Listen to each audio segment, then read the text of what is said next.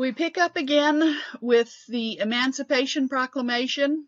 Lincoln issued this after he has finally had a victory, and this adds the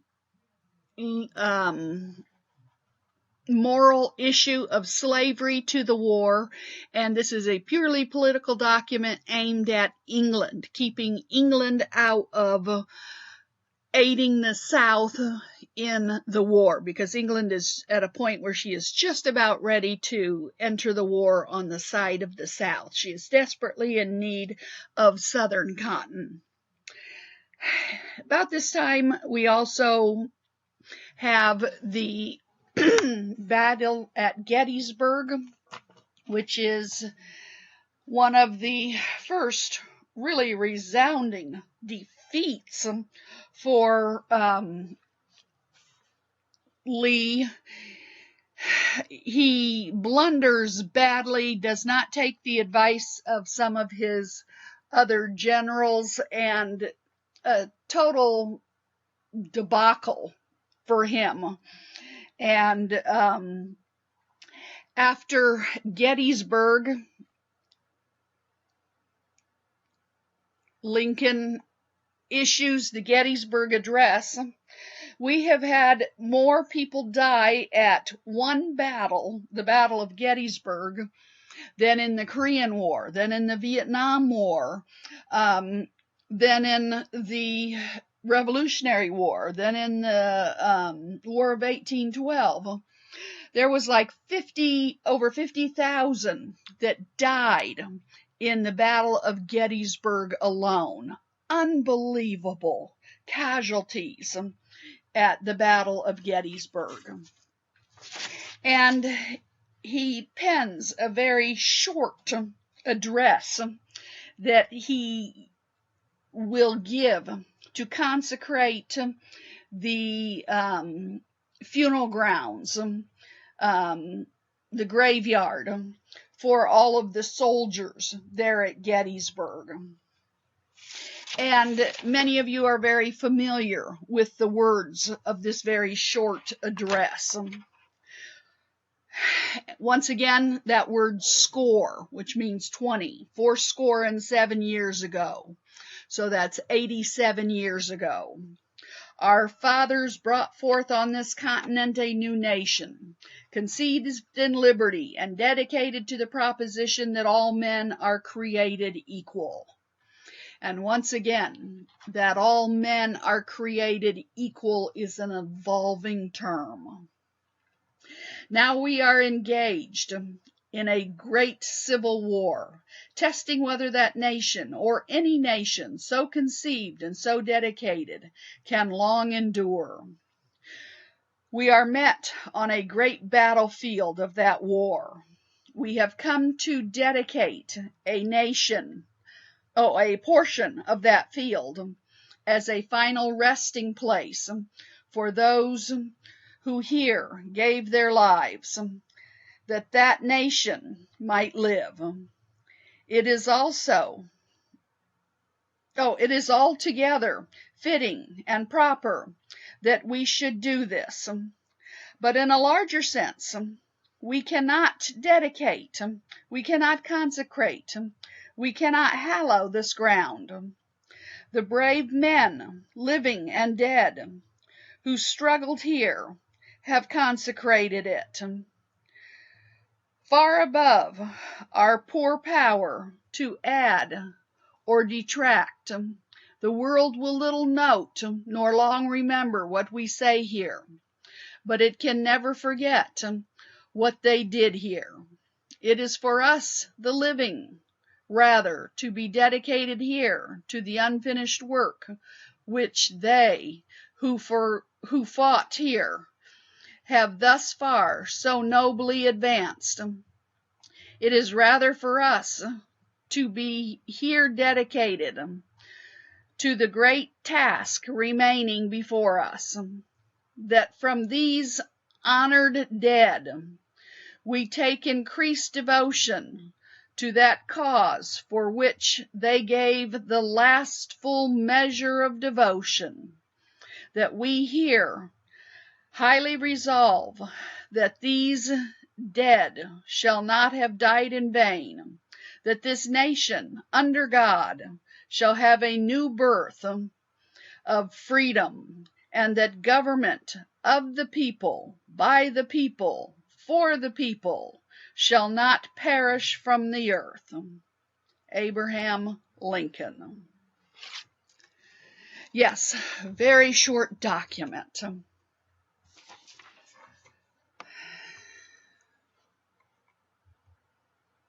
And the next election. In this election, Lincoln picks up a different presidential candidate. He picks up for his vice presidential candidate. He picks up Vice President Andrew Johnson, a slave-owning Andrew Johnson. And the fired General George McClellan runs as his opponent. Once again, the Southerners, having seceded, are not in this election. So it is just Northerners and the unseceded border states that are in this election. And McClellan feels that since he was so beloved by his men because he was very cautious of their and respectful of their lives, that he would have a real victory in this election.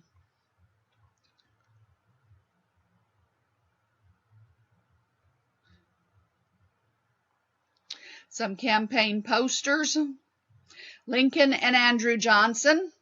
Because Lincoln is from the north, from Illinois, he picks up a Southerner to appeal to the slave-owning border states that did not secede. 1864 election. Save the Union, heal the nation, give Abe another shot.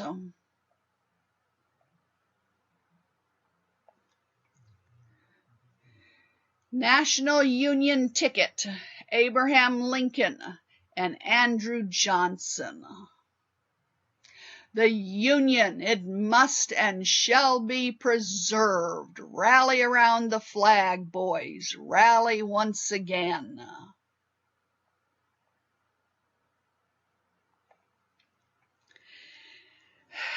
The rail splitter at work repairing the nation. And here we've got the string and we're trying to stitch and put the nation back together.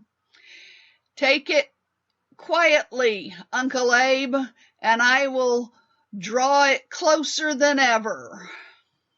A few more stitches, Andy, and the good old Union will be mended.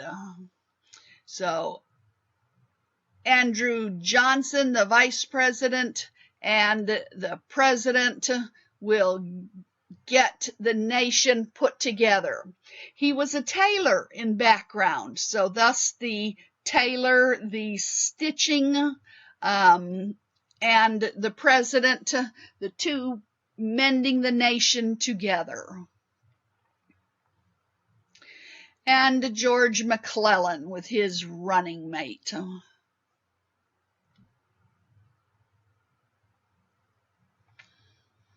And for all the love of the soldiers, yes, in the popular it was close, 55 to 45, but you win in the electoral and not even close. It was a landslide. But remember, all of the southern states were not in the voting. But the states that he took, two of the three were the border slave states. New Jersey was a free state that McClellan did take. And his second inauguration. And here you see the very tall President Lincoln. I actually cannot tell Johnson in the crowd here. He will be here with the president, but I do not actually see him. I just see Lincoln here.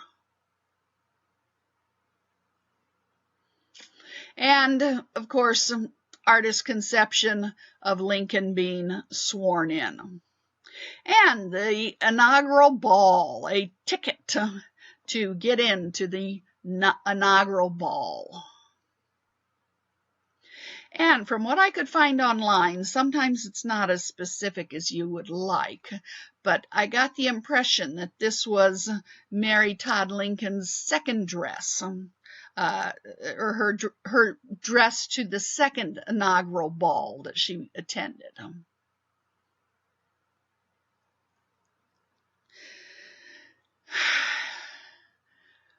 With his second election,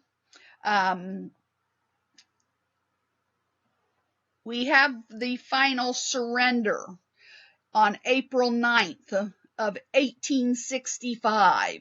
He takes office. He won in November of 64, takes office for his second term in March of 65. Only 1 month later, April, and we have the surrender of Lee to Grant at Appomattox Courthouse. Artist's conception of it. This table and another table were the two tables that they actually signed at. It's a personal home, but it's in the town of Appomattox Courthouse. Yes, this table and this round table. And I saw on a history show of some sort, one of the tables showed up at like Antiques Roadshow or something, and they were talking about it, and apparently the family's home that this was done in, she had pulled out two tables for the signing to be done at, and after the signing was done, individuals there started taking off with the furniture out of her house, and they ran off with these tables, and the woman of the house is yelling, "Hey, that's my personal furniture, you come back here." And they wouldn't. And one of these tables showed up at the Antiques Roadshow as one of, and I don't even remember which one it was, but as one of the tables that Lee and Grant had used to sign the papers for the surrender at this town of Appomattox Courthouse. And once again, an artist's conception of it. But yes, did get the tables down right. And we even have a postage stamp with one of the tables still in it there. Grant did not have a spirit of retribution. And the whole, right from the get-go, the whole surrender was one of, we have always been one nation, we must now work at becoming one nation. And he said, if your men have a firearm, let them take their firearm home. They need to be able to hunt when they get home. If they have a horse or a mule that they can ride home, have them take their horse or mule home with them. They need to have something to plow their destroyed fields with when they get home. I did not discuss with you Sherman's march to the sea and the destruction that was wrought through the South to try and break the spirit of the South. Don't have time to cover all of the details. But no sooner does the war end than the president decides to take a night of entertainment. And he goes to Ford's Theater to see the play Our American Cousin. It was a popular play going around at the time. And John Wilkes Booth was quite a well-known performer. And here is a artist's drawing of the devil supposedly whispering into his ear. He has been a Southern sympathizer, and all during the war he's made big talk of how he could benefit the South, and if they could capture the president, kidnap him, and present him to the South, he could be used as a bargaining tool for working out a peace for the South. And he has never done anything. Now the war is over, and all he's done is talk. And so now they plot, scheme, and come up with this attempt to now take out the top echelon of government. He is going to shoot the president. Another one of his accomplices is supposed to take out the vice president, Johnson, and another one is to take out Secretary of State Seward. So the top three kingpins are all to be done in. He is the only one that is successful in his endeavor. And at Ford's Theater, still exists there today. You can go and visit Ford's Theater. The president and his wife and a few guests, they are in the presidential box. Here's the main stage where the play will be presented. Down below here is where the audience will sit. But there are expensive boxes here that will look right down onto the stage. You pay extra money for these boxes. And here is where the president and his wife and guests were seated. And they have that still done up to this day so that you can go there and see. For the president's being there, they had it all done up in red, white, and blue, and plush furniture rather than any kind of hard seating. And there, you could look across and see the other box. From this box, you would see the other expensive boxes. Entering from a door in the back, John Wilkes Booth enters. He has a single-shot derringer, which means you only got one chance. You better hit your mark because that's all you've got. The president and his wife, Mary Todd Lincoln. And he shoots the president in the back of the head. Another artist's version of John Wilkes Booth shooting the president. Catches him completely unawares. Rather cowardly move.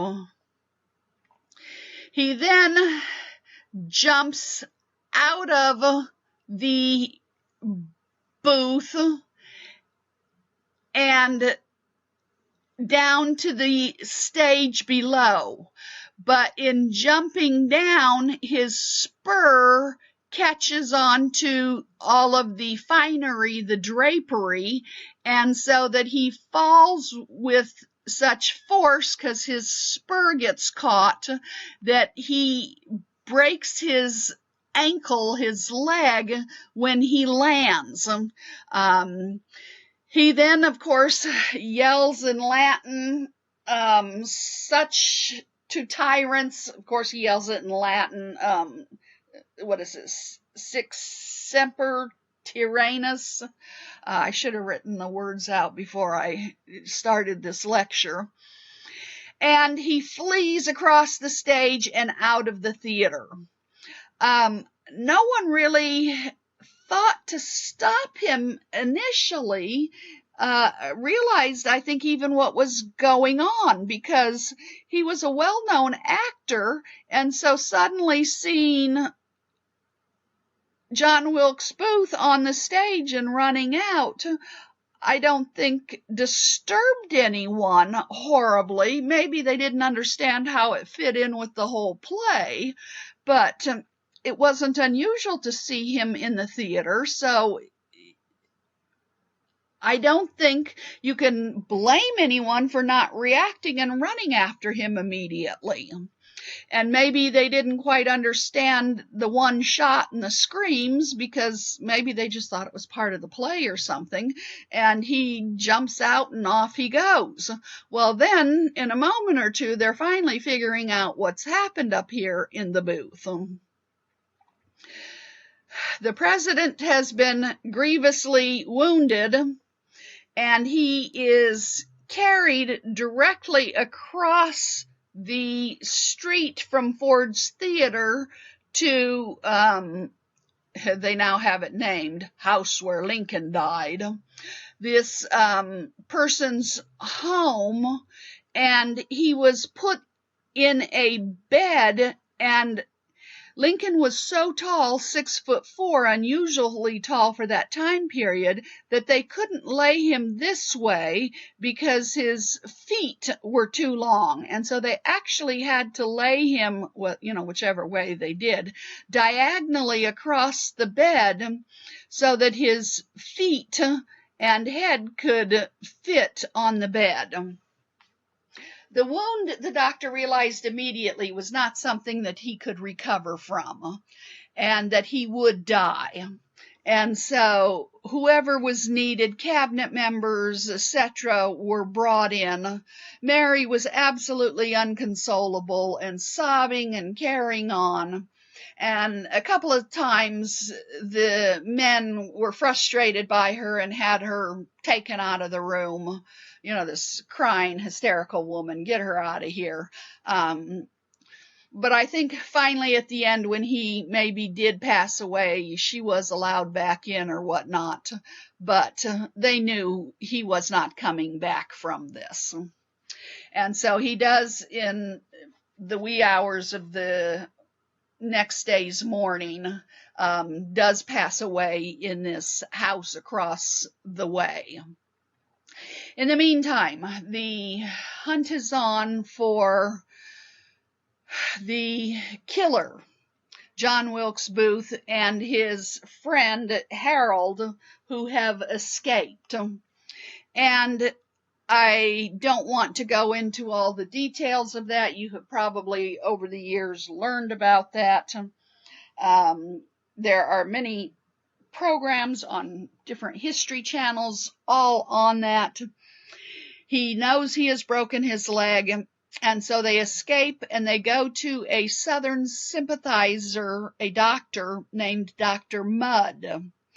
And he does not know what has happened, and Booth does not tell him, hey, I just shot the president. And Mudd sets Booth's leg, and Booth and Harold go off, and it will be several weeks till they finally catch up with Booth and his associate.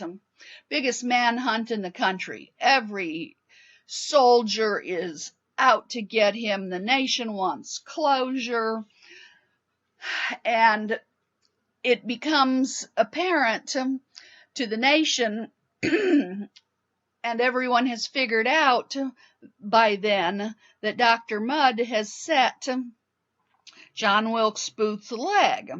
Well, he of course had no idea, but the nation will not accept this, and Mudd is arrested for having aided and abetted this criminal, and he will spend several years in jail because of his offense.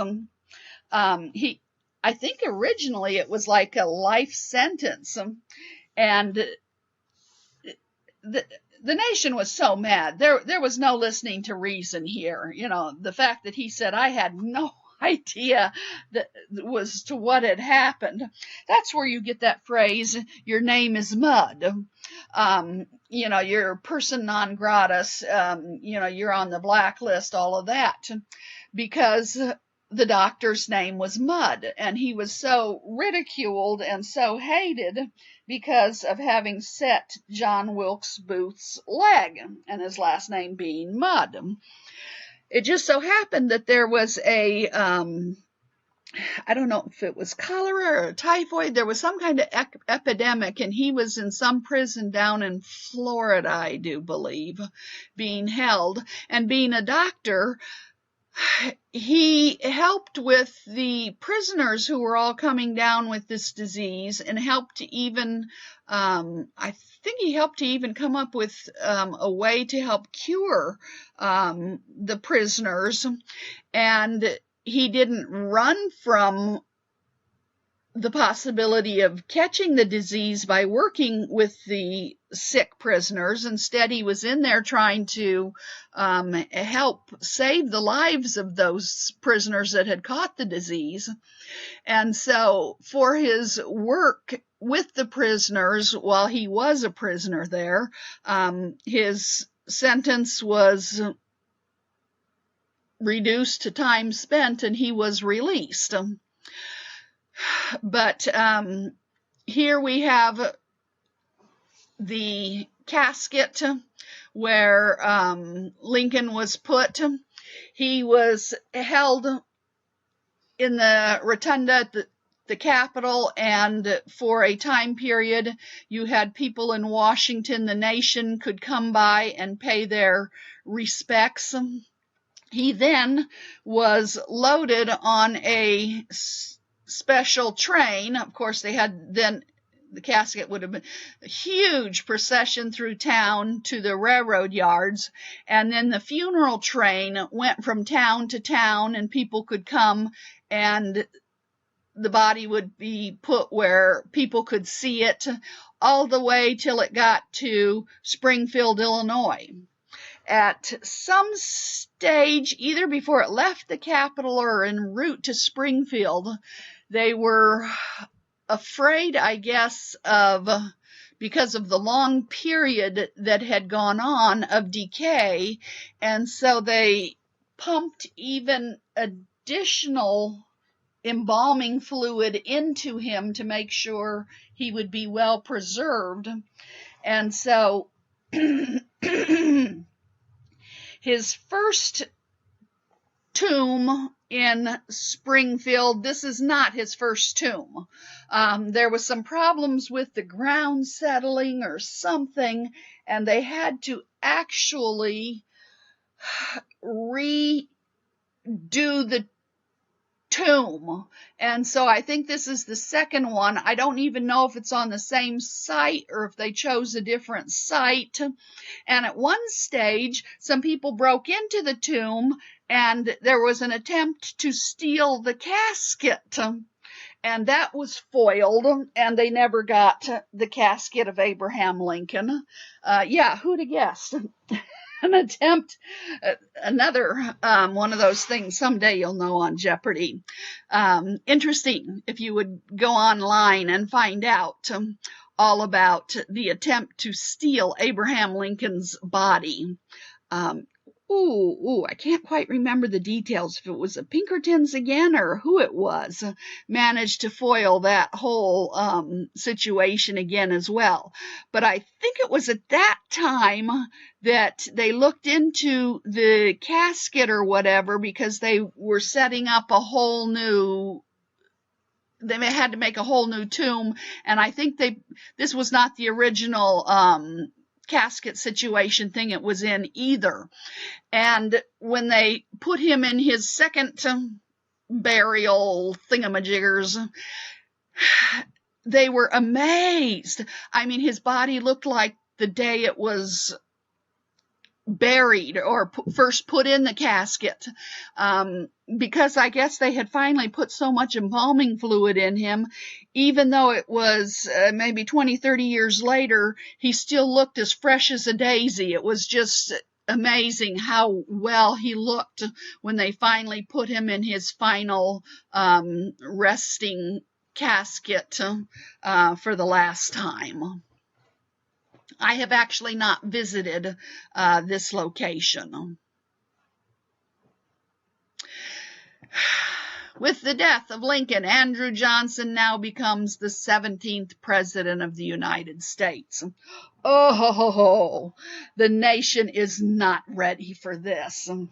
The Republican Party, the Northerners, have won the war, and the war is no sooner over, like a month over, and what do we have? A slave-owning Southerner who is now president of the Union and who is going to be making decisions on how this country is going to be led.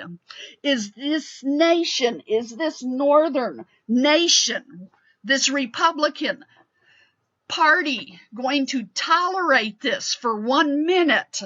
Absolutely not.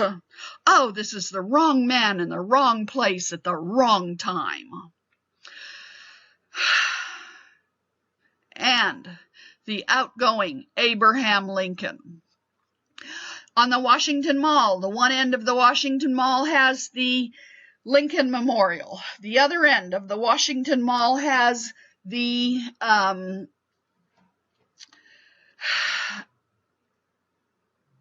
Washington Memorial.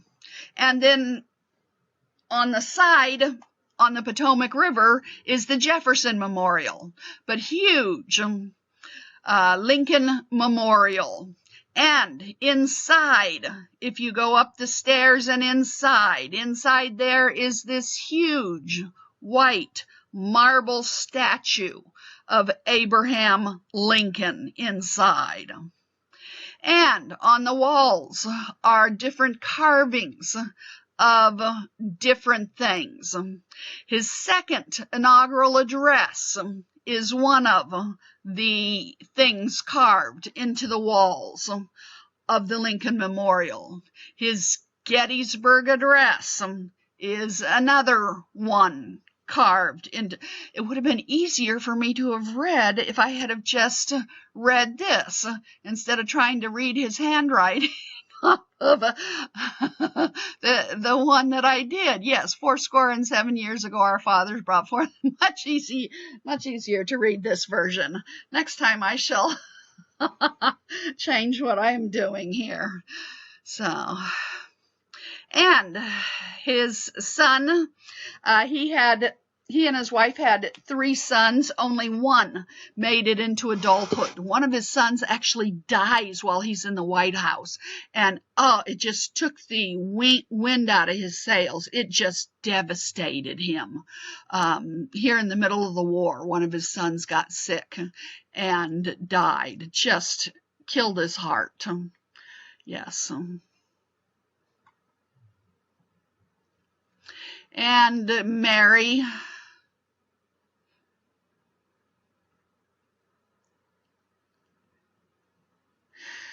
Robert Todd Lincoln will actually serve in government. He is the one living son, and his home in Vermont excuse me, has quite a grand home, now he's dead, quite a grand home. And Mary Todd Lincoln, during her life, the enemies of Lincoln always called her the she-wolf. And she was known for her outbursts and erratic behavior.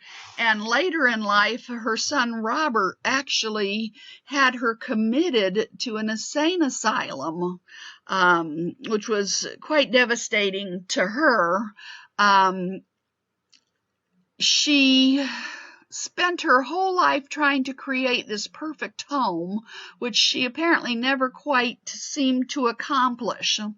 But despite her money, she would go on trips and stay in all these hotels and then leave without paying the bills. She would always ask Congress for money, which would make them angry. She would buy extravagantly.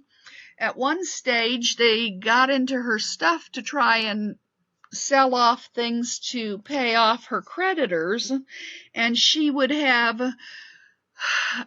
a bolt of silk fine, fine French silk worth $20,000.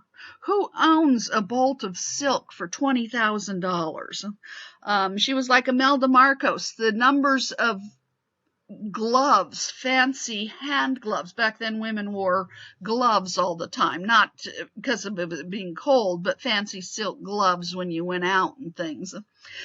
She had like 2,000 pairs of fancy gloves, and she just had things upon things upon things.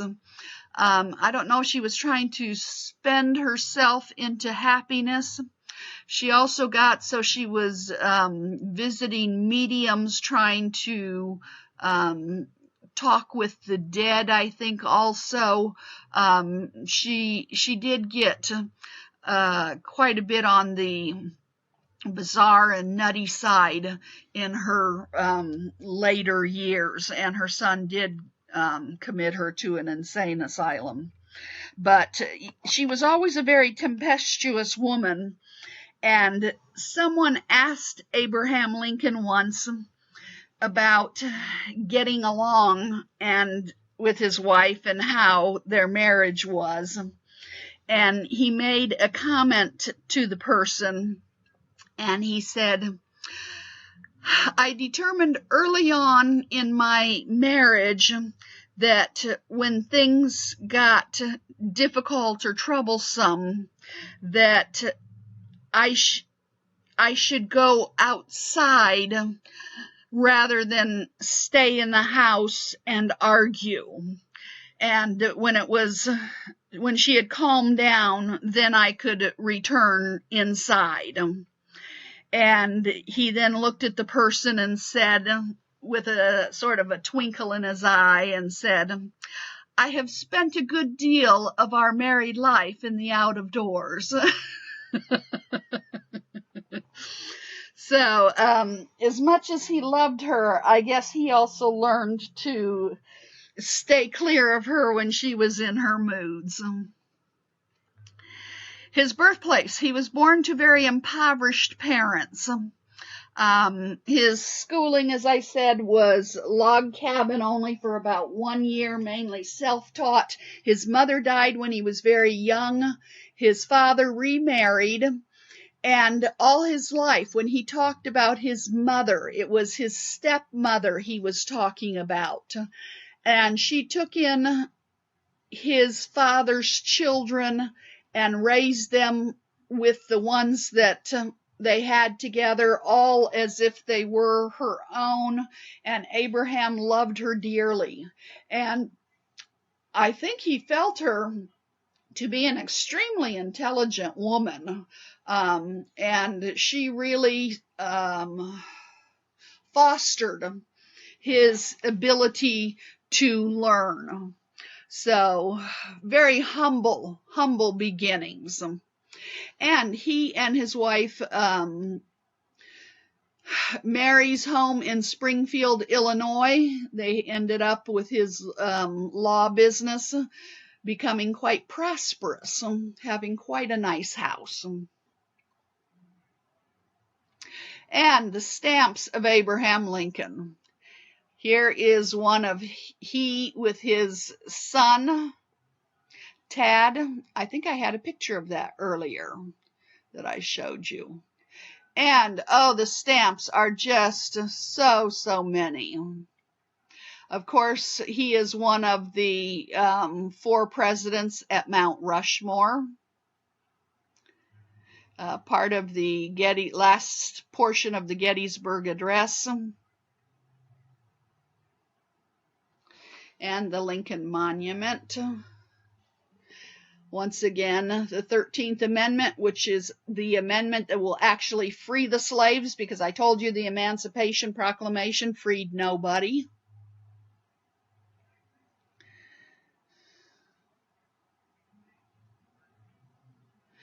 These are international stamps.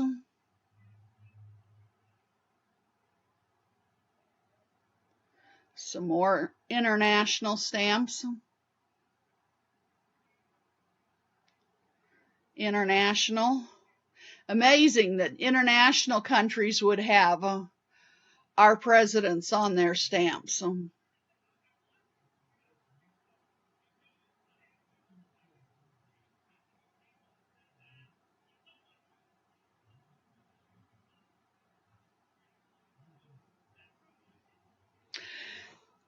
At the end of the war, there was only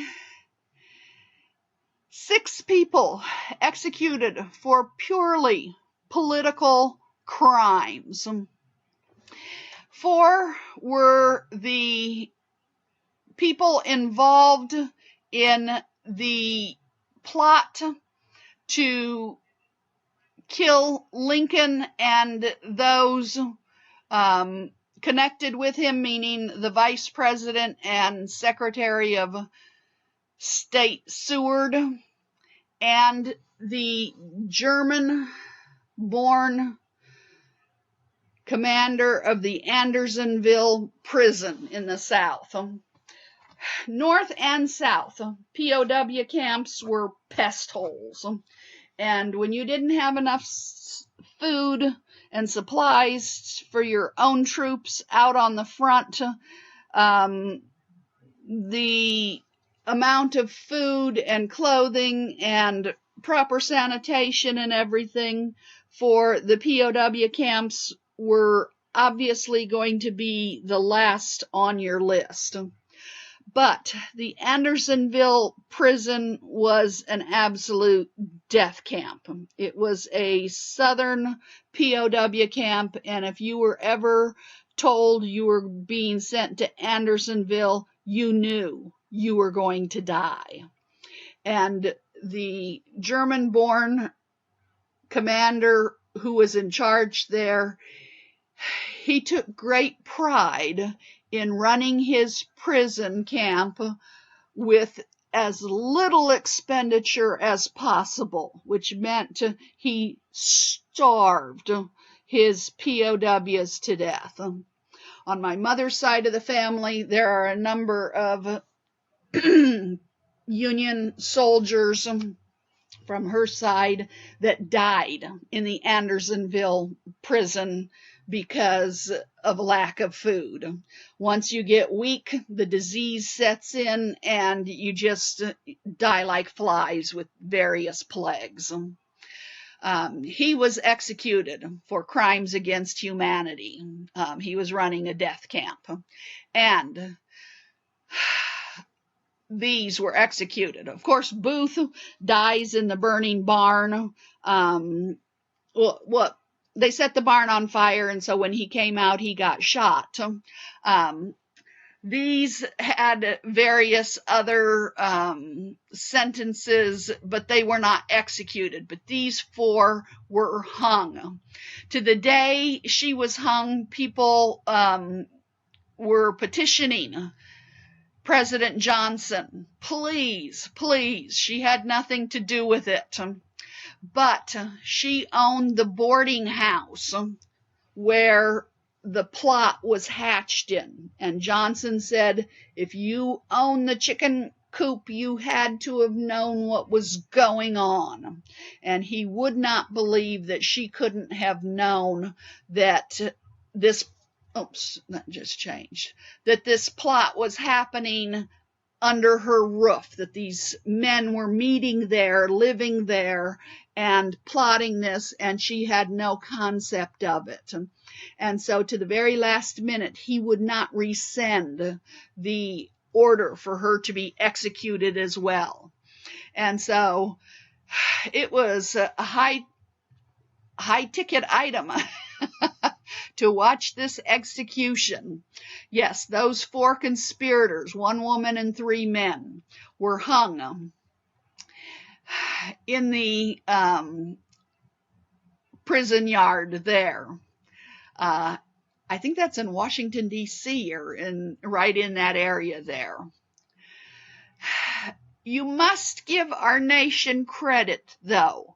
After a 4-year-long civil war, most nations, when it is ended, one side causes the government, the military leaders, there is usually some kind of bloodbath of the opposing top people on the other side when it is over. You do not have 4 years of civil war for someone not to have paid for it. And in the United States, there was no bloodbath. Lincoln had always said, "We are one nation. You cannot leave, and I am forcing you to stay." And so in his mind, it was never difficult to put the nation back together because you had never left, because I didn't let you leave. And so there was never an intent to have a bloodbath. Only 5 individuals, this commander at the Andersonville prison and these 4 involved in the plot to kill Lincoln, and the other 2 were executed for purely political offenses. Jefferson Davis, president of the Confederacy, hot-footed it out of Richmond the day before Lincoln entered it. He fled south with his cabinet and was captured by Union soldiers in Irvinville, Georgia on May 10th, 1865. By then, Lincoln is dead. Andrew Johnson, who once said that he'd hang the rebel president from a tree, changed his mind and even promised that he wouldn't have him turned over to a military commission. Davis was imprisoned in Fortress Monroe, where he spent some time in irons. 2 years later, he was released on bail, furnished by Horace Greeley and Cornelius Vanderbilt, pending a future trial. It was never called. He spent the last years of his life in retirement in Biloxi, Mississippi. He died in 1889. And if you've ever been to Biloxi, Mississippi, you can visit his home there. It's right on the coast. You look right out the windows to the ocean. I can't remember which hurricane it was, but about 5, 6, 8 years ago, I can't remember exactly how many years ago, one of the big hurricanes we had did some real damage to his home there. And I'm sure that they have had to do quite a bit of work to repair it, but they have built there a whole Jefferson Davis museum that you can go through while you're looking at his home there as well. But as much as possible, Lincoln did not want to have a spirit of retribution. And the whole time he was president, he kept offering plans to end the war early. He had a Rosewater plan. Rosewater, people used to talk about having, my grandmother used to say, "Would you like some rose tea, some Rosewater tea?" And people may say, "What in the world is Rosewater tea?" Well, the older generation used to talk about Rosewater tea. When you drink tea, you drink it out of a teacup, not a coffee mug, but a teacup. And a teacup has flowers usually around the outside, flower decals on your teacup. And oftentimes in the very bottom of the teacup, there will be a matching flower decal. So if you have pink roses around the outside of your teacup, there's pink roses in the saucer that you put your teacup on, and there'll be a pink rose in the bottom of the teacup. Well, if your tea is weak enough that you can very easily look down through the tea in your teacup and see the rose in the bottom, they call that rose tea. It's not terribly strong tea. It's not been brewed so strong that it's black like coffee. And so they would call that rose tea. Well, Lincoln had a Rosewater plan, and he would tell the Southerners all along, all you have to do is this, that, and the other, and you can come back into the Union. And he required that 10% of the voters had to take a new oath of allegiance to the nation. That's not very much. 10% only of the voters had to say, we swear allegiance to the Union again, and they could be back in, and certain other things. So very weak program, a Rosewater plan. He did not want to stick it to them. And so when Johnson first comes in as president, he says, hey, I wasn't elected, Lincoln was. And so I'm going to simply try and follow Lincoln's plan. And he tries to implement Lincoln's Rosewater plan. Well, the radical Republicans, we didn't fight the South for 4 years to just let them come in like nothing happened. No, they want to make the South pay for what has happened. And they are going to set up all these rules as to what the South has to do before they get back into the Union. And Johnson will fight them over that. Despite being a slave owner, he says, no, I'm going to follow Lincoln's plan. And he will really clash with the radicals, so much so that they will hate him and they will impeach him. Now, to impeach means to bring charges against him.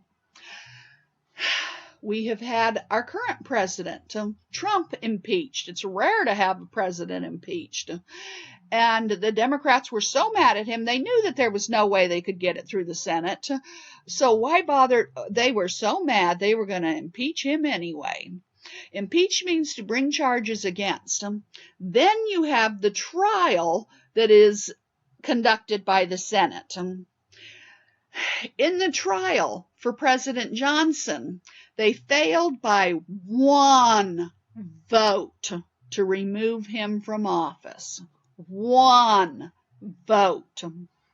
Oh, thank God they didn't remove him.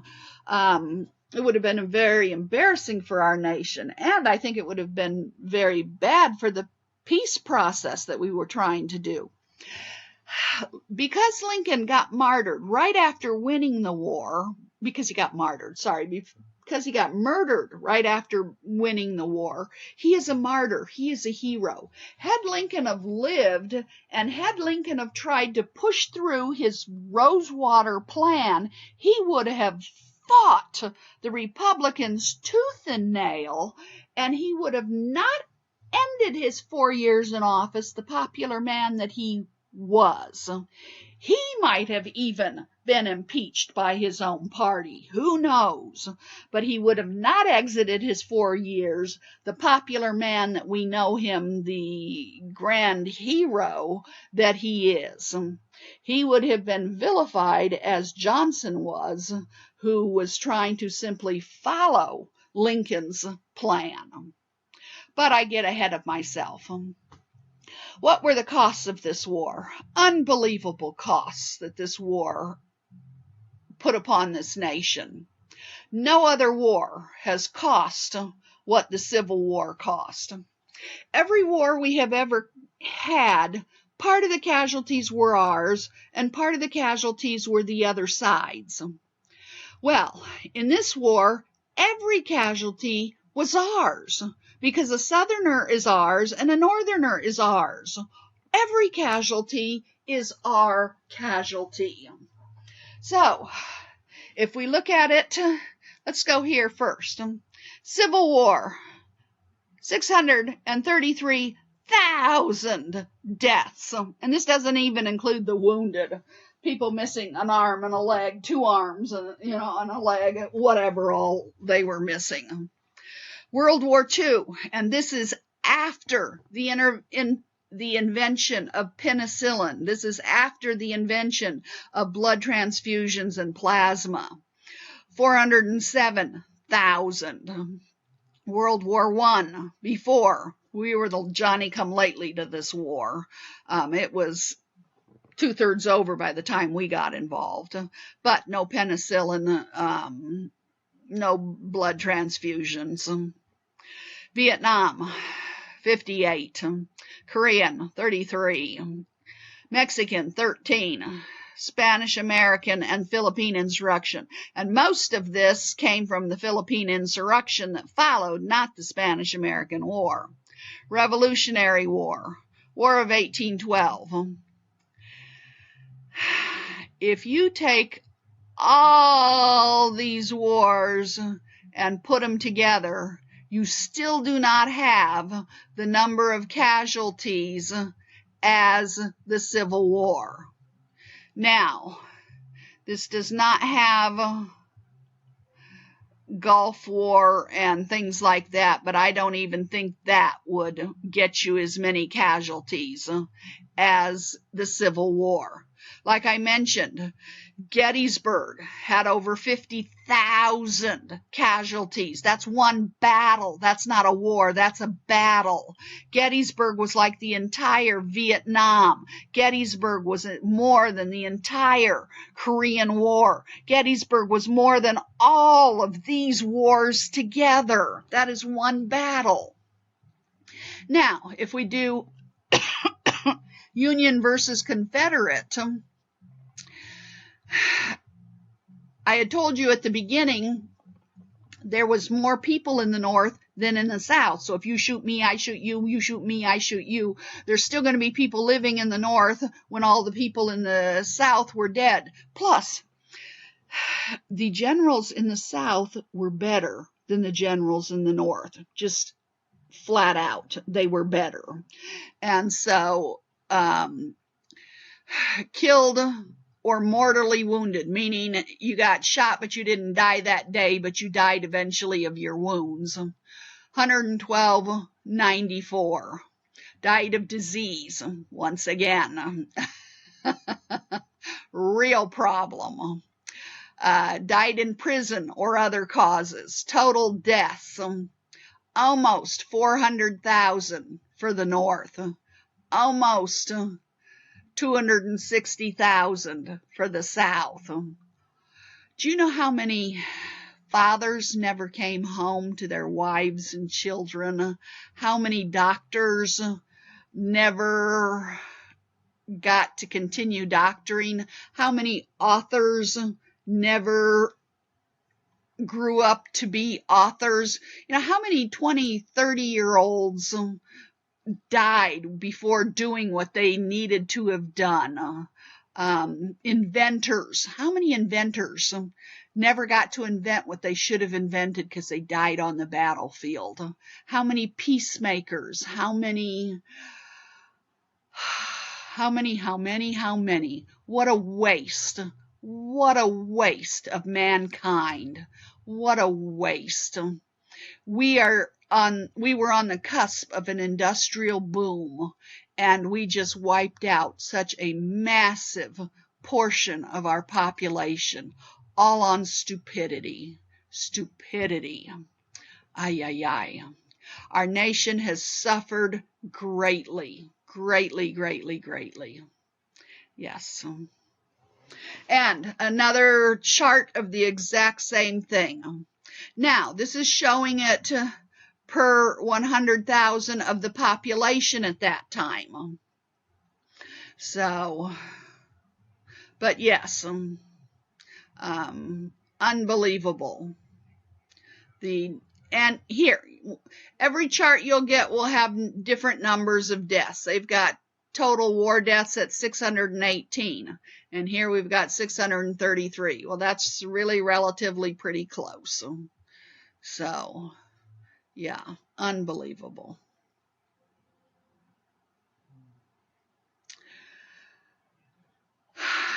At this point, I have finished the Civil War.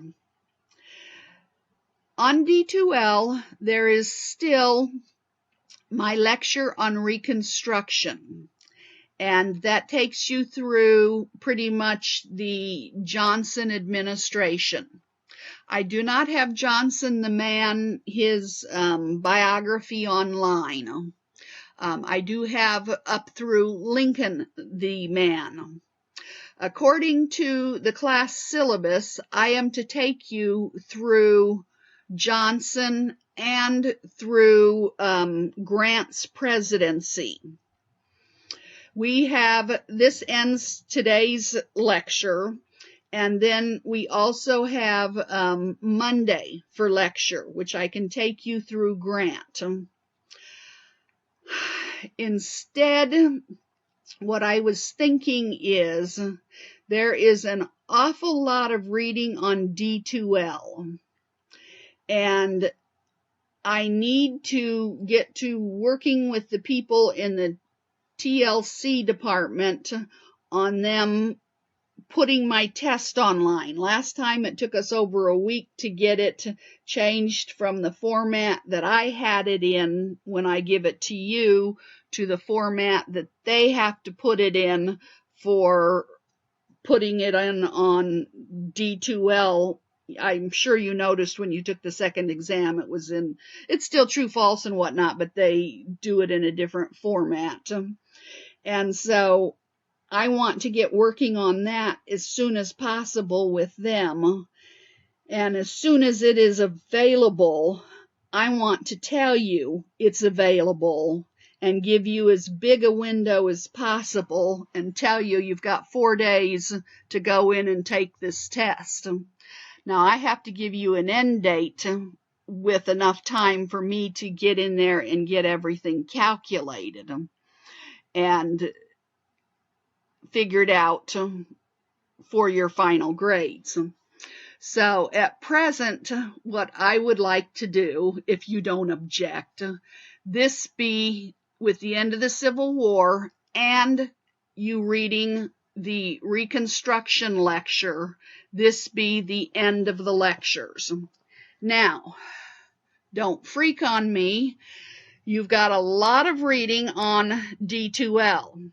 There's the lecture on slavery and religion, and I had gone in a couple weeks ago and I had put the pictures. Usually I'll tell you read the lecture before coming to class, and then I would put the pictures up and do some explaining. Well, I added hopefully enough explanation on slavery and religion that you can understand it without needing anything from me. That with the pictures and what I have written there, it should be self-explanatory enough. There will be probably 8 questions, at least 8 to 10 questions from that lecture. Reconstruction, that's a long lecture. And I don't have any pictures attached with that. It's just a written lecture. There will probably be 10, 12, 14. I haven't looked at the test recently. I should have looked at the test. But there's quite a few questions from Reconstruction also on the test. So you need to thoroughly read, reread that lecture on Reconstruction. Then there's a whole bunch of biographies, John Quincy Adams up through Abraham Lincoln. As I said, I do not have one on Johnson on there. And I could make one up for you, but I think I'm just going to leave it off. So your biographies will go up through Abraham Lincoln. You've got the Pony Express on there. It's about a 4 or 5 page, very exciting time period. Only lasted 18 months. Very short time period, getting mail from the Mississippi River all the way out to California and back. But there'll be several questions off of that article on the Pony Express. You've got John Brown, God's Angry Man is the name of the article. You've got all about Dred Scott. You've got Sojourner Truth. You've got Tubman. You've got Frederick.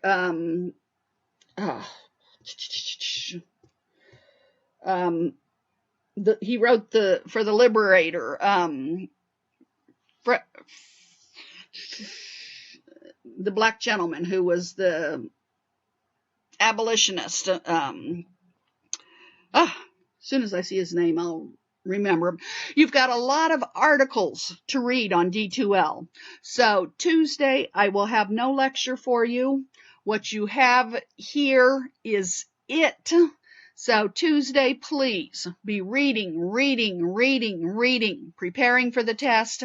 And as soon as I get the test from the D2L people, the testing people, and they tell me it's up and available, I will let you know and give you hopefully several days to go in there and take it. I have enjoyed having you as a class. I am so sorry we have had this situation out of everyone's control, and I appreciate the fact that you guys have hung in there and done this